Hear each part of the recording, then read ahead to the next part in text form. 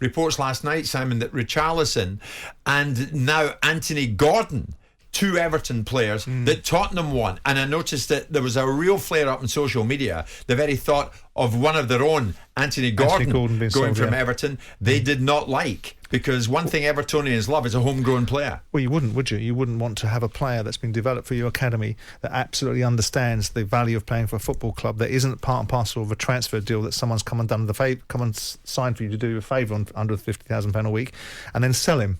That's the exact antithesis of what you'd want to do with your academy players. And of course they'll turn around and say, whoever's making the argument for that sale, well, there's bigger profitability in an academy player being sold because there's less on our balance sheet. That's not the way you should be running your business. Well, of course, off the field of play, plenty of discussion going on regards Everton, and it all comes down to this. Farhad Moshiri, of course, who has spent an enormous amount of money, you would say almost a hideous amount of money for what he's got, said to be in talks, although Farhad is tight-lipped on this, with his Peter Kenyon-led consortium to buy Everton. Kenyon's, of course, Peter Kenyon, well known to us all, formerly at Manchester United and Chelsea, in a lofty position at both clubs, now heading a consortium in talks to buy Everton Football Club, and now a commitment has been made by them to fund building the club's new stadium and provide transfer funds if their takeover bid is successful.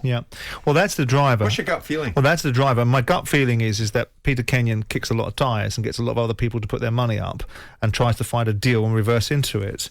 Look, the key component of this is that I get the impression that Moshiri's, whether it's Usman's money or whether it's Moshiri's money, Moshiri is not having the greatest of times and would like to find an exit. Now, whether Kenyon is said exit is a different matter, but the interesting part of it is they've got a stadium that needs to be funded.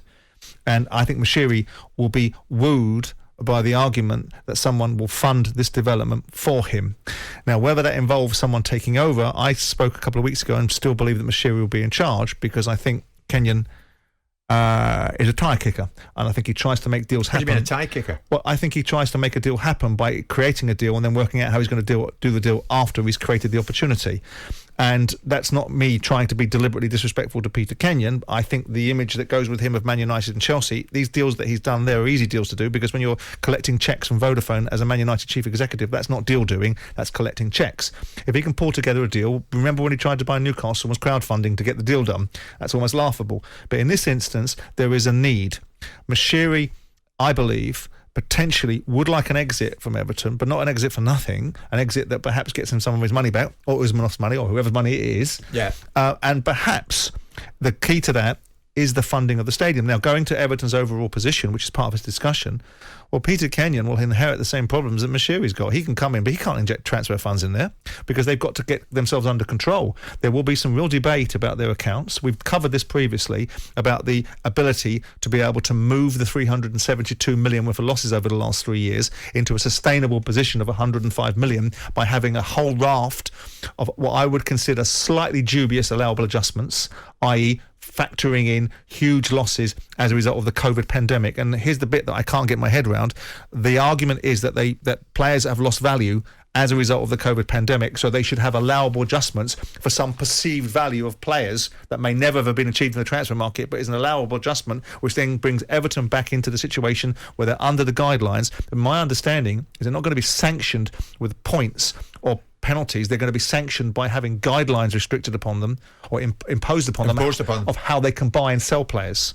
So they don't have a free market. They can't do what Newcastle are doing, or Liverpool, or Man United, or Man City are doing, which is buy whoever they see fit to. They've got to have a bit more controlled about who they sell and who they buy. Okay, but I mean, there's limited time here, Simon, because June the 30th, 48 hours from now, essentially represents a date that marks the final day in which incomings and outgoings can be added to Everton's 2021-22 profit and loss calculations. Sure.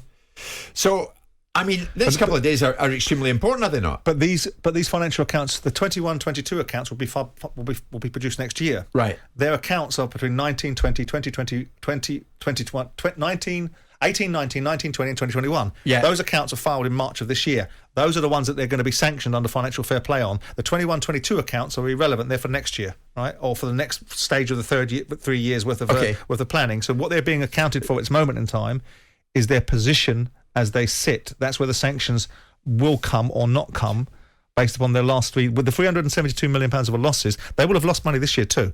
So their position wouldn't have got better, Right. Understood. The same situation persists here this morning. It's our understanding Kenyon's consortium still in talks, still confident, and it moves along. Yeah. Moshiri, still no comment. Not a yes, not a no. It's a no comment. So how much in limbo? That's how deals get done. We talk about this new Everton era under Frank Lampard. It's in limbo at the moment, isn't it? Not really, because Everton is a going concern, and so it doesn't stop someone from continuing to trade in a certain way as long as there's implicit understandings between the potential buyer and the potential seller. So Everton aren't going to keep... Frank Lampard is the manager. If Frank Lampard, a new incoming ownership model, if that's what's going to happen, still want Frank Lampard as their manager, then they're going to allow Frank Lampard to have a squad, and Frank Lampard should be the intellectual capital within reason behind who that squad is and consists of. So as long as it's sensible business being done, if Moshiri goes and buys players that are 4 times their value in lieu of a transfer sale and puts them on stage payments, and the new ownership model's got to come in and pay those, that ain't going to be sensible. You said earlier on in the discussion you think Moshiri will still be there at the top of the house next season. I said that 2 or 3 weeks ago. Yeah. And I do believe that there is a changing of the mentality with Moshiri. I don't believe he wants to fund this £500 million stadium. I think that one of the keys that that's why Kenyon's alighted upon this, because he knows there's the problem. If you want to do a deal, you find the problem and then provide the solution. The problem is they've got this wonderful new opportunity to build a stadium, which Moshiri has been telling everyone how that is the next evolution of Everton. Someone's got to fund it, and I don't think, this is supposition on my part, but it's moderately educated supposition, I think Moshiri doesn't want to fund this. And so Kenyon coming in and saying, we'll fund this, provides a solution to a Moshiri problem, which then makes a deal look sweeter of how that deal happens. But what's in that for Kenyon and his consortium if they don't get the whole ball game? Well, the two things will be inextricably indexed. They will want to have the whole ball game, but the caveat to opening the door will be something that's meaningful to Moshiri. Now, it might be that they take a majority shareholding. It might be that they do something that enables them to buy shares in the same way that Usmanov bought shares in Arsenal, and ultimately the Czech guy will buy shares in West Ham and have an opportunity to increase his ownership. All of these things will come to play. But Everton as a model right now is not run well for a variety of reasons. It's not easy, but I mean, it's easy for me to sit in the studio telling you how people are making mistakes. When you're in situ, it's easy to make mistakes too. They'd be in a hell of a lot worse a predicament had they dropped down, wouldn't they? If we're talking Everton in the Championship, this would be one hell of a lot different conversation this morning. To some extent, yes, and to some extent, no, because whilst it would be an absolute travesty for Everton to be dropping into the Championship and have a club of that sort of stature in that division, it might have cleaned house and concentrated a few people's minds about how you should be running a football club, not these kind of losses and not with that kind of outlook. So to summarise this, Simon, to second guess it, but you have got more of an educated guess than this than I would have. You would take Moshiri to go into next season as owner, but the Kenyon-led consortium to have some kind of involvement. Well, the key to the Kenyon-led consortium, for me, is that they've alighted upon the fact that the stadium needs to be funded, and they've made that centre stage. They've turned around and said, we can fund the stadium for you. So why would you do that? That's a key. That's a door opener. Behind that is what is their motivation for buying it. I keep asking the question to myself, what's Todd Bowley's motivation for buying Chelsea? Are you any the wiser? Well, can you be any the wiser? No. 2.5 billion to buy a football club, you must want a return, and you're doing it through private equity money, through Clearview. You must want a return. That return must come from somewhere, from the football club's presence, position and revenue streams. So how does that look for Chelsea going forward, and how will it look for Everton? Because this is not a Saudi-owned investment. This is not a Qatar-owned investment. These are commercial people buying football clubs for a return.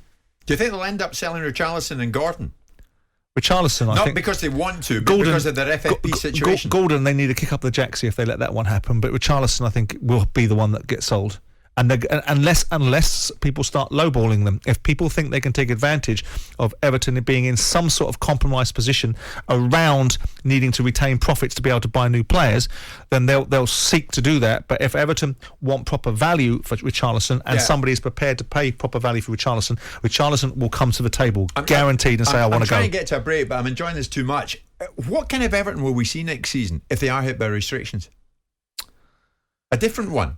Well, I mean, Frank Lampard won't have to pick up from the position of being in a depressed state in terms of he took Everton over as a result of a situation where the club was in disarray. Marcel Brands had been removed. Rafa Benitez had created a culture that was never going to work. You know, there was in terms of the fans who were against it. The fans will have a feeling of relief and expectation in equal measure coming to this next season, Frank's got to wheel and deal because there's a lot about that playing squad that wasn't good enough. Yeah. Is there anything that tells you that Frank Lampard is going to be able to produce Everton into a top 10, top 8 side? Not that I see. You don't see it? No, unless there's some massive changes in personnel. Jim White and Simon Jordan.